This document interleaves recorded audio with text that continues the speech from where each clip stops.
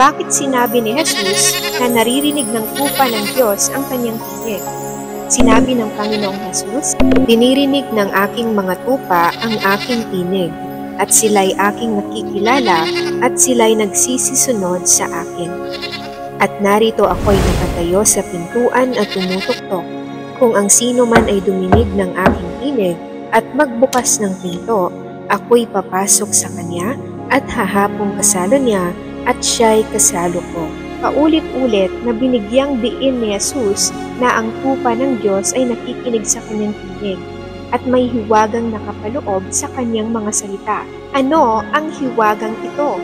Sa mga huling araw, ipapahayag ng Diyos ang katotohanan at ang kanyang mga tupa, ang mga tunay na nakikinig sa kanyang salita, ay tiyak na makikilala ang kanyang tinig at makakabahagi sa kaharian ng langit. Ngunit, ang mga hindi makakarinig ng tinig ng Diyos ay hindi makakapasok sa kaharian ng langit.